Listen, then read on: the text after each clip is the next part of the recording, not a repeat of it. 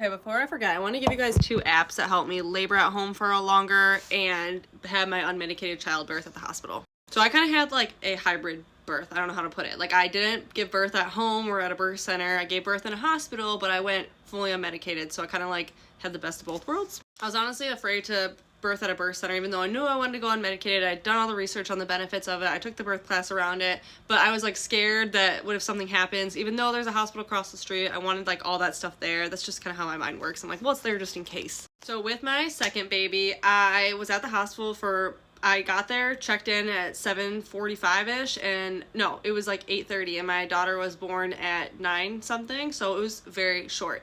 And it's because I tried to labor at home for as long as possible.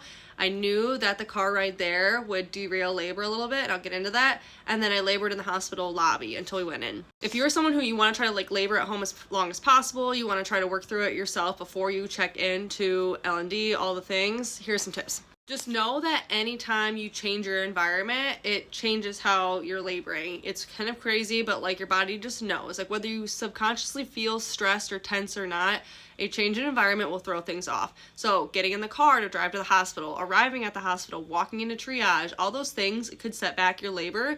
Not in a bad way, but just knowing that like, okay, I might have to like rev things back up again. So that's something I was prepared for. I got to the point where my contractions were about 5 minutes apart, and then we got in the car to leave, and they slowly started spacing back out again, which is like the opposite of what you want. They started giving like 7 minutes apart, then 8 minutes apart. So when we got to the hospital and we sat in the car, I started timing them again.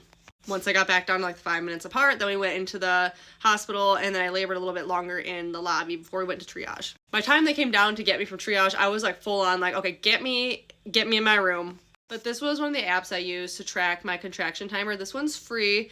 Loved it. Now, to get me through the contractions when they really started picking up, when it gets to that point, because it starts to get to that point where you're like, ooh, I must be close. And you're probably not. And that's what kind of sucks, is you're like, oh, this kind of sucks right now, but like you're not there yet, was this app over here. Now, this app you do have to pay for, but the voice is so soothing. It also can time your surges, your contractions, and it truly hyped me up and got me through it.